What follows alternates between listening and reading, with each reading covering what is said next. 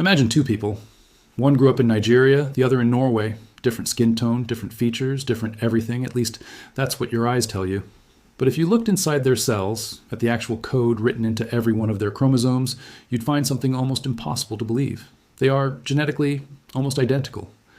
And the story of why, the real story, the one scientists uncovered by comparing DNA from every population on Earth, is one of the most surprising findings in modern science. For most of human history, we've sorted each other by sight. Skin color, hair texture, the shape of a nose, the fold of an eyelid. We built entire systems of law, entire economies, entire wars, on the assumption that these visible differences meant something deeper, that they pointed to separate branches of humanity, each with its own biological identity. It felt obvious. It felt like common sense. Surely something that looks this different on the outside must be different on the inside, too. So when geneticists finally got the tools to check, really check, down at the molecular level, many expected to find exactly that. Distinct genetic signatures, clear boundaries. A biological map that matched the racial categories humans had been using for centuries. Some researchers even assumed the project would simply confirm, in precise scientific language, what people already believed they could see with their own eyes. What they found instead didn't just complicate the picture, it dismantled it. And in the process, it forced an entire field of science to rethink one of the oldest assumptions in human history. Let's start with a number that changed everything. When the Human Genome Project wrapped up in the early 2000s, after more than a decade of work and billions of dollars, researchers sat down with the most complete map of human DNA ever assembled. And the headline finding wasn't about any single ethnic group, it was about all of us together. Every human being on this planet, no matter where their ancestors came from, shares about 99.9% of their DNA with every other human being. 99.9%. Think about that for a second. The person sitting next to you on a train, a stranger from a country you've never visited, someone who speaks a language you can't understand, is, at the level of pure genetic code, almost a carbon copy of you. That 1/10 of 1%, the sliver of difference left over, is where all human variation lives. Every difference in eye color, height, disease risk, facial structure, all of it is packed into that tiny fraction. And here's the part that really upends the traditional idea of race. When scientists went looking inside that sliver to see how it was distributed around the world, they didn't find it neatly divided by continent or by the categories we call races. They found something far messier and far more interesting. Back in the 1970s, a geneticist named Richard Lewontin ran an experiment that, decades later, is still one of the most cited studies in the entire field. He took blood samples representing different populations from around the world and measured the genetic variation across several traits. Then he asked a simple but powerful question. How much of human genetic diversity exists between the groups we call races, and how much exists within them? In other words, if you pick two random people from the same so-called race, how different would they be from each other genetically, compared to two random people from different races? The answer stunned people at the time, and it still surprises most people today. The vast majority of human genetic variation, roughly 85%, exists within populations, not between them. Two random people from the same country, the same village even, can be almost as genetically different from one another as two people picked from opposite sides of the planet. Only a small slice of total human variation, something in the range of 8 to 15% depending on the study and the methods used, can be explained by the broad geographic or racial categories we've traditionally used to sort people. This finding has been challenged, refined, and retested many times since the 70s, with more sophisticated genetic tools and much larger data sets. Some researchers in the early 2000s pointed out that if you use enough genetic markers at once, and specifically ask a computer program to sort people into geographic clusters, you can, in fact, get it to group individuals in ways that loosely track continental ancestry. This became known as a kind of counterpoint to Lewontin's original findings, sometimes discussed as a debate over clustering analysis. But even the scientists who ran those clustering studies were careful to point out something important. The clusters only appear clearly when you deliberately sample from geographically isolated, extreme ends of the human range, places like Finland and Papua New Guinea, while largely skipping over the populations in between. The moment you include a more continuous, evenly spread sample of humanity, from the Middle East through Central Asia into the Americas, the sharp clusters dissolve back into gradients. In other words, the occasional appearance of distinct genetic clusters isn't a hidden truth waiting to be uncovered by better technology. It's largely an artifact of how you choose to sample the data in the first place. And here's the remarkable thing. The core conclusion first identified in the 1970s has held up remarkably well since then. More recent research, drawing on massive international projects like the Human Genome Diversity Project and the 1000 Genomes Project, both of which sequenced DNA from thousands of individuals across dozens of populations worldwide, keeps arriving at the same basic picture. Most human genetic diversity sits within groups, not between them. Race, as a biological dividing line, simply doesn't show up cleanly in the data, no matter how hard scientists look for it, and no matter how many new tools they throw at the question.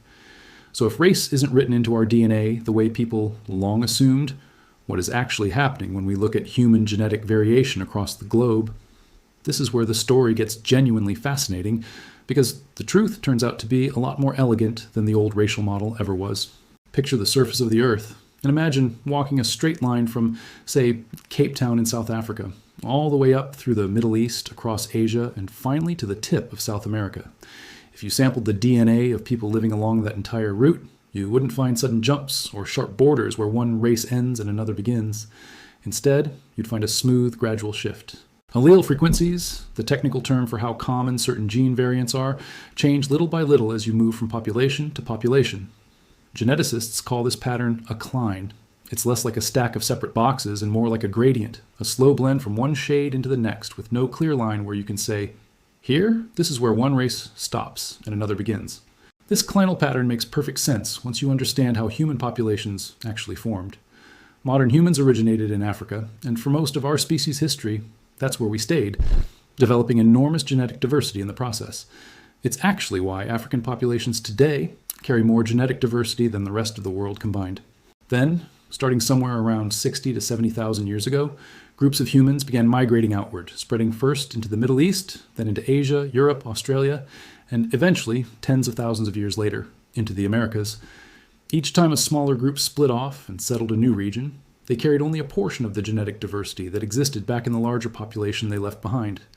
Scientists call this the founder effect, and it's one of the most elegant explanations in all of population genetics. As humans kept spreading further and further from Africa, first into the Arabian Peninsula, then fanning out across South Asia into Europe, deep into Siberia, and eventually crossing into the Americas by way of a land bridge that no longer exists, each new population settled with a slightly smaller genetic sample than the one before it. This is part of why genetic diversity actually decreases the further you get from East Africa, geographically speaking, a pattern researchers have confirmed by measuring genetic diversity across dozens of populations and plotting it against migratory distance from the presumed origin point of modern humans. Indigenous populations in the Americas, for instance, being the most geographically distant descendants of that original migration, tend to show comparatively lower internal genetic diversity than populations that remained closer to Africa. This isn't about one group being more or less evolved, and it says nothing about intelligence, capability, or worth. It's simply a mathematical consequence of small groups splitting off from larger ones over and over again across tens of thousands of years, the genetic equivalent of repeatedly pouring a jar of mixed marbles into smaller and smaller containers, each pour capturing a little less of the original variety. Once these groups settled into new environments, local evolutionary pressures began shaping certain visible traits. And this is where the real story of skin color, one of the most politically loaded topics in human history, actually comes from. It has nothing to do with ranking humans and everything to do with sunlight. Here's how it works. Human skin contains a pigment called melanin, and the amount of melanin in your skin is largely controlled by natural selection, responding to ultraviolet radiation from the sun. In regions near the equator, where UV exposure is intense year-round, higher melanin levels evolve because they protect the skin from UV damage and help preserve folate, a nutrient essential for healthy reproduction and fetal development. But as human populations migrated toward higher latitudes, further from the equator, sunlight became weaker and less consistent. In those environments, lighter skin became advantageous because it allows more ultraviolet light to penetrate the skin, which helps the body produce enough vitamin D, a nutrient that's much harder to synthesize efficiently in low sunlight climates. In other words, skin color is a trait shaped by local sunlight exposure over tens of thousands of years, a case of the human body adapting to its environment. The same way desert animals develop sand-colored fur or Arctic animals develop white coats. It's a surface-level adaptation, quite literally skin-deep, controlled by a relatively small number of genes. And crucially, the genes responsible for skin color don't reliably track with the genes responsible for other traits. Having dark skin doesn't tell you anything predictable about someone's blood type, their risk of heart disease, their bone density, or virtually any other biological trait, because skin color evolves somewhat independently as a response to one specific environmental pressure, sunlight. This is actually one of the clearest pieces of evidence against the old racial model. If race were a deep, coherent biological category, you'd expect the traits associated with each race to cluster together consistently, the way a single branch on a family tree shares many inherited features at once. But they don't. Two populations can share very similar skin tones while being genetically quite distant from each other in almost every other respect, simply because they evolved under similar sunlight conditions independently, an example of what scientists call convergent evolution. Meanwhile, populations with very different skin tones can be genetically much closer to each other than to some populations that share their skin color. Consider that people indigenous to parts of southern India and people indigenous to parts of West Africa can have comparably dark skin, shaped by similarly intense equatorial sun, while being separated by tens of thousands of years of independent history, distinct migrations, distinct languages, and, when you look closely, quite different genetic backgrounds in nearly every other measurable way. Skin color turns out to be a poor stand-in for overall genetic relatedness, even though it's the trait humans have historically used as the primary and often only marker of race. Blood type offers another useful example of just how little visible traits predict underlying genetics. The distribution of blood types, A, B, AB, and O, doesn't follow racial lines at all. Type O blood, for instance, appears at high frequencies in parts of South America and also in parts of West Africa. Two regions with no close ancestral relationship and no shared visible traits, simply because of how that particular gene variant happened to spread and persist in each place. If you tried to guess someone's blood type based on their race, you'd be no better than guessing at random, which is exactly the kind of finding that keeps chipping away at the idea that race functions as a reliable biological category for anything beyond the handful of visible traits it was originally built around. There's another piece of this puzzle that surprises a lot of people, and it has to do with just how recent all of this really is, in evolutionary terms. Anatomically modern humans have existed for roughly 300,000 years. But the visible differences we associate with race today, skin tone, certain facial features, hair texture, largely developed within the last 50 to 60,000 years, as populations spread out and adapted to new environments. On the scale of evolutionary time, that's astonishingly recent. It's a blink of an eye. There simply hasn't been enough time for deep, fundamental biological divisions to form between human populations the way they have between, say, different species of primates, or even between more distantly related subspecies of other animals. Compare that to something like chimpanzees, our closest living relatives. Different chimpanzee populations, despite looking fairly similar to the untrained human eye, actually show more genetic diversity between their groups than humans show across our entire species, spread across every continent on Earth. Humans are, genetically speaking, an unusually uniform species, a reflection of both our relatively recent common origin and, historians believe, several population bottlenecks in our deep past, moments where the total human population may have dropped dramatically, narrowing our collective gene pool before it expanded again. So where does that leave the concept of race itself? If it's not a deep biological reality, where did it even come from? This is where history becomes just as important as biology. The racial categories most people grew up with, categories like black, white, Asian, and so on, weren't discovered in a laboratory. They were invented, largely over the last few centuries, by naturalists, colonizers, and governments trying to classify and often justify the treatment of different human populations. Early scientific attempts at racial classification, going back to the 18th century, relied almost entirely on visible traits, because that was all the technology of the time allowed. There was no way to look inside a cell back then, so skin color, skull shape, and hair texture became the entire basis for sorting humanity into supposedly distinct biological groups. Groups whose boundaries, notably, shifted depending on which scientist you asked and which era you were living in. That's another detail that undermines the idea of race as a fixed biological category. The number and definition of human races has never been consistent. Some historical classification systems proposed 3 races, others proposed 5. Some proposed dozens of subcategories. Different cultures around the world draw racial lines in completely different places. A person considered one race in one country might be classified entirely differently in another. If race were truly written into our biology in some objective, measurable way, you'd expect scientists across cultures and centuries to converge on the same categories. Instead, the boundaries have always been socially and historically negotiated, shifting with politics, immigration patterns, and cultural attitudes, not shifting with any new genetic discovery. None of this means that ancestry itself is meaningless from a scientific standpoint. This is actually one of the more nuanced and often misunderstood parts of modern genetics. While race as a broad social category doesn't map cleanly onto our DNA, genetic ancestry, meaning the specific geographic and population history written into a person's genome absolutely does leave detectable signatures. This is the entire basis behind consumer DNA testing services that estimate what percentage of your ancestry traces to different regions of the world. Those tests work because certain gene variants really do occur at different frequencies in populations with different migration and settlement histories. But here's the crucial distinction scientists are careful to draw. Ancestry is a description of population history, a record of where your ancestors likely lived and how they moved and mixed over thousands of years. Race, on the other hand, is a social framework that clumps enormous amounts of that fine-grained ancestral diversity into a small handful of broad, often arbitrary categories, largely based on how people look. Two people can share a racial label while having wildly different ancestral genetic histories, and two people with very similar underlying ancestry can end up sorted into different racial categories depending purely on which country they live in or how they visually present. This distinction actually matters enormously in fields like medicine, and it's part of why so many scientists have pushed to move away from race-based thinking in genetic research. For decades, some medical guidelines used race as a rough proxy for genetic risk, assuming, for example, that a patient's race could reliably predict their likelihood of carrying certain gene variants. But this approach has led to real problems, because race is often a poor and imprecise substitute for actual ancestry. A classic example involves the gene variant associated with sickle cell disease. For a long time, sickle cell was widely described, even in medical textbooks, as a disease that primarily affects black populations. But the real genetic story is more precise and, honestly, more interesting than that. The sickle cell trait became common in populations whose ancestors lived in regions with high rates of malaria, because carrying one copy of the sickle cell gene variant provides some protection against that disease. Malaria has killed enormous numbers of people across human history, so any genetic trait offering even partial resistance would have spread quickly through affected populations, regardless of what we now call their race.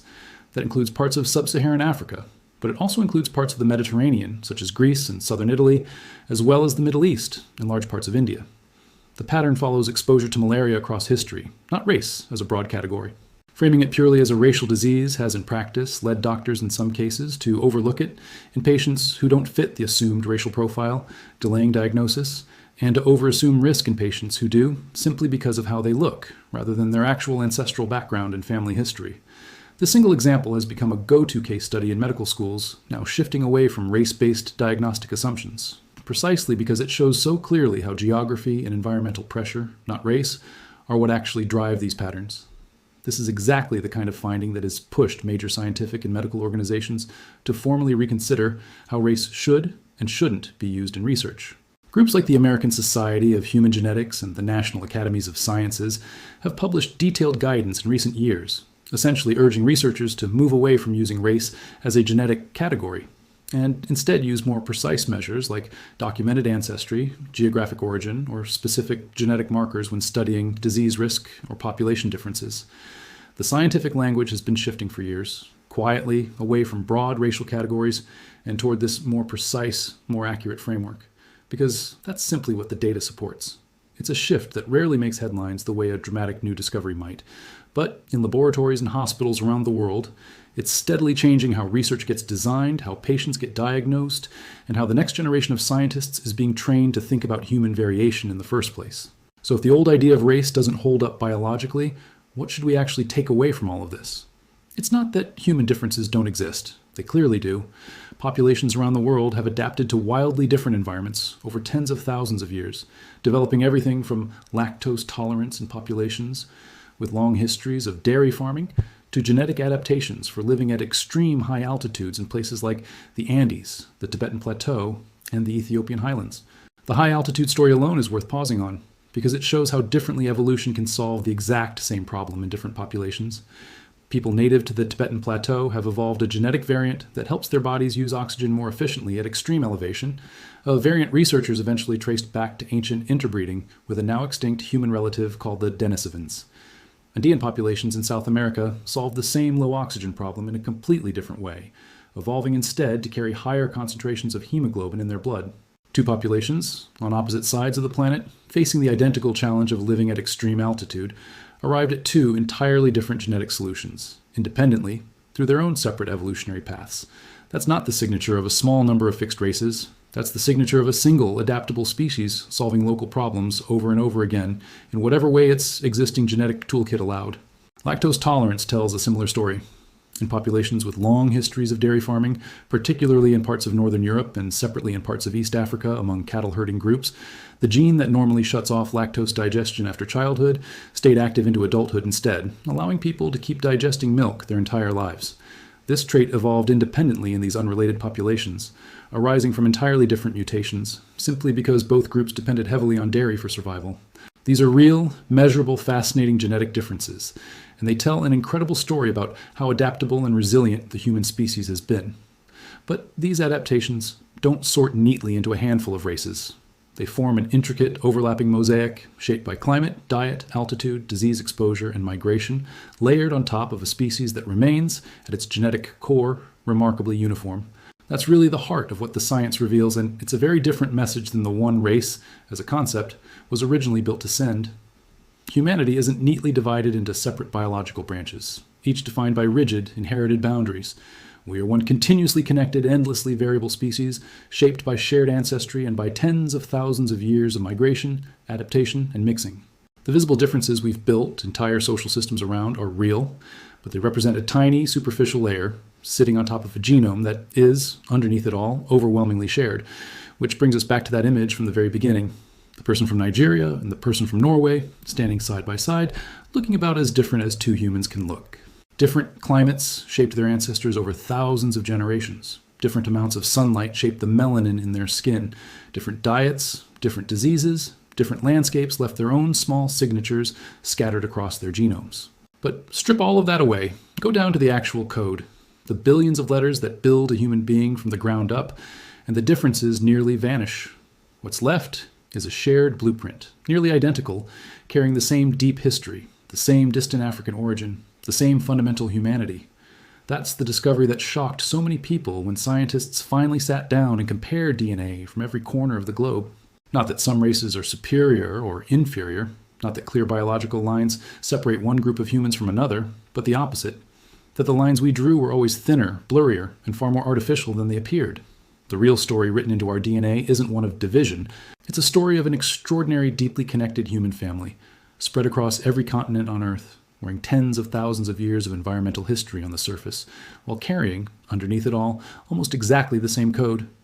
And perhaps that's the real shock hiding inside all that data, the discovery that quietly reshaped an entire field of science. Not a hidden hierarchy waiting to be uncovered, not a secret ranking buried in our chromosomes, but proof, encoded in every single one of us, in every cell of every body on this planet, that we were far more alike than anyone had ever dared to assume.